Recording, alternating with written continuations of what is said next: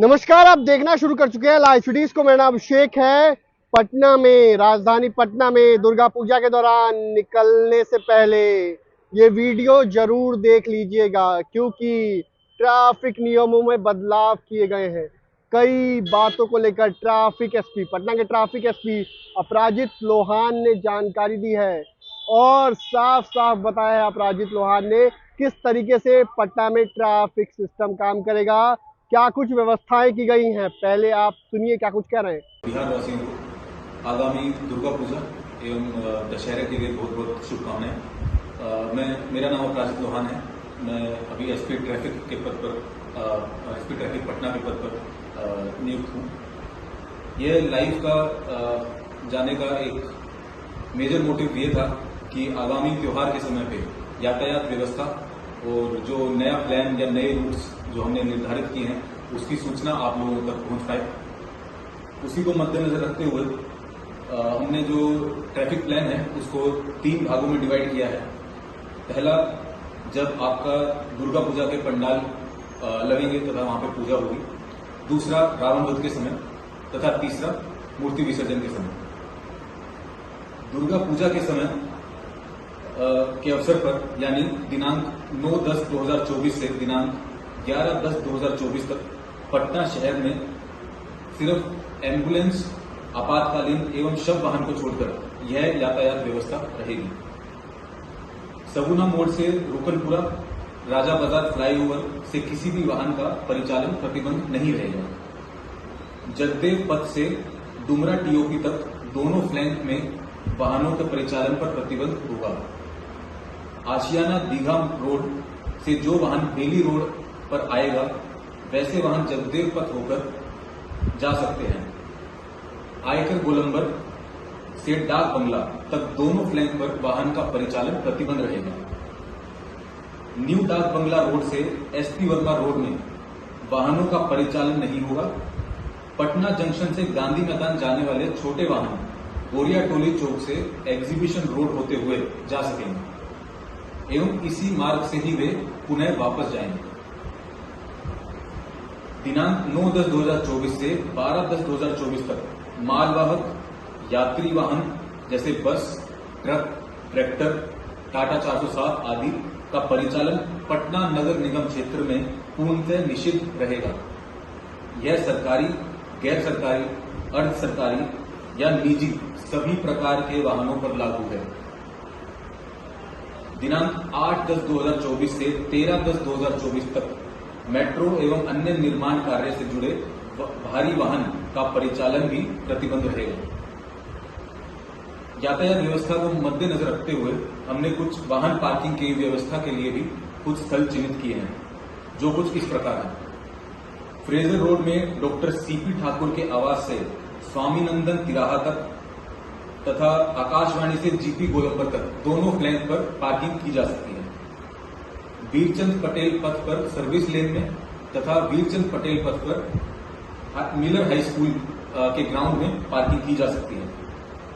GPO गोलंबर से R block चौराहा तक एक फ्लैंक में तथा सिन्हा लाइब्रेरी मोड़ से बिहार विद्यालय परीक्षा समिति के जाने वाले मार्ग पर केवल 2 पहिया वाहन की पार्किंग की जा सकती है।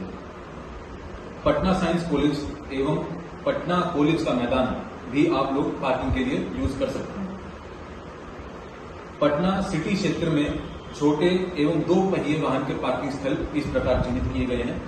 सिटी स्कूल चौक, मंगल तालाब के चारों ओर और पटना साहिब रेलवे स्टेशन के सामने। इनके अलावा हम यह सभी लोगों से अनुरोध करेंगे कि अपने वाहन को इन्हीं पार्किंग स्थलों पर लगाएं। कोशिश करिए कि पार्किंग आपकी सही तरीके से हो, क्योंकि हमारी इस समय पर जो सब ट्रेन ट्रैफिक पटना पुलिस के पास हैं वो भी सुचारू रूप से चलेंगी। यदि आपके वाहन नॉन पार्किंग जोन में पाए जाते हैं तो उनके ऊपर कार्रवाई की जाएगी। रावण वध के समय जो गांधी मैदान के आसपास का एरिया है उसका ट्रैफिक प्लान कुछ इस प्रकार रहेगा, जो कि आपका 12/10/2024 को 1 बजे से लागू होगा। भट्टाचार्य चौराहा से उत्तर गांधी मैदान की ओर कोई भी वाहन का परिचालन नहीं होगा। डाक बंगला चौराहा से जेपी गोलंबर गांधी मैदान तक भट्टाचार्य चौराहा से उत्तर गांधी मैदान की ओर कोई भी वाहन का परिचालन नहीं होगा। डाक बंगला चौराहा से जेपी गोलंबर गांधी मैदान तक मार्ग मात्र विशिष्ट व्यक्तियों के जाने एवं वापस लौटने के लिए सुरक्षित होगा। उसके अंदर डाक बंगला चौराहा से सभी प्रकार के वाहनों को न्यू डाक बंगला भट्टाचार्य रोड से राजेंद्र पथ की ओर जाने दिया जाएगा। गांधी मैदान के चारों तरफ सभी प्रकार के वाहन आपातकालीन वाहन को छोड़कर के परिचालन पर पूर्णतः प्रतिबंध रहेगा। आयुक्त कार्यालय के सामने जेपी गंगा पथ पर गोलंबर से गांधी मैदान की ओर वाहनों का परिचालन पूर्णतः प्रतिबंध रहेगा। आसान भाषा में बताने के लिए आप ये मान के चल सकते हैं कि गांधी मैदान के आसपास का जो 5 किलोमीटर का रेडियस है, वहां से जितने भी जंक्शन हैं वो सभी जंक्शन क्लोज कर दिए जाएंगे।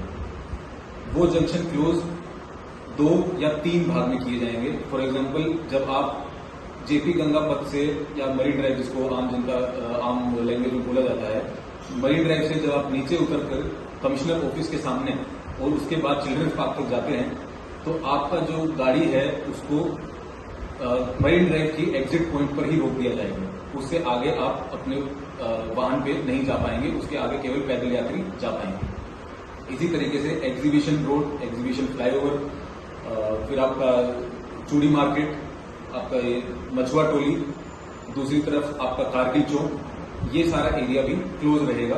तो गांधी मैदान के आसपास का 4 से 5 किलोमीटर का एरिया केवल पैदल यात्रियों के लिए ही रहेगा। इसी क्रम में वाहन पार्किंग की व्यवस्था के लिए हमने कुछ स्थल चिन्हित किए हैं। एएन इंस्टीट्यूट, सिन्हा इंस्टीट्यूट के परिसर में, ज्ञान भवन के अंदर, एसबीआई परिसर में, ये 3 वाहन के जो पार्किंग व्यवस्था की गई है, यहाँ पे केवल 60 लोगों को 60 लोगों के वाहनों को आने जाने के लिए व्यवस्था बनाई गई है। इसके अलावा आम जनता के लिए अन्य जो एरिया चिन्हित किए गए हैं वो कुछ इस प्रकार हैं। जेपी गंगा पथ के एक फ्लैंक पर आप पार्किंग कर सकते हैं। मोर्रे लोक के अंदर पार्किंग की जा सकती है। वीरचंद पटेल पथ की सर्विस लेन दोनों तरफ पार्किंग की जा सकती है। हार्डिंग रोड जीपीओ के आर ब्लॉक चौराहा तक सड़क के किनारे एक लेन में दोनों फ्लैंक में पार्किंग की जा सकती है। आपातकालीन व्यवस्था, उक्त अवसर पर चिकित्सा एवं आकस्मिकता से निपटने के लिए गांधी मैदान के प्रत्येक बड़े गेट पर चिकित्सक स्टाफ, जीवन रक्षक दवाओं एवं एम्बुलेंस की व्यवस्था रहेगी, ताकि आवश्यकता पड़ने पर एम्बुलेंस का मूवमेंट पीएमसीएच, एनएमसीएच एवं आईजीआईएमएस तक किया जा सकेगा। इस एनएमसीएच पटना जाने का रूट गांधी मैदान गेट नंबर 10 से राम गुलाम चौक एग्जीबिशन रोड होते हुए होगा। आईजीआईएमएस पटना जाने का रूट गांधी मैदान गेट नंबर 10 से जेपी गोलंबर से स्वामीनंदन तिराहा से डाक बंगला चौराहा से नेहरू पथ होते हुए होगा। इसी समय हम सभी पटना वासियों से एक और अनुरोध करना चाहेंगे कि आपातकालीन व्यवस्था को मद्देनजर रखते हुए और एक गुड सैमरिटन होने के नाते सभी लोगों से यही अनुरोध है कि किसी भी इमरजेंसी व्हीकल को, ना तो पैदल यात्री, ना 2 पहिया या 4 पहिया वाहन जिसमें भी आप सवार हैं, उसे न रोकें।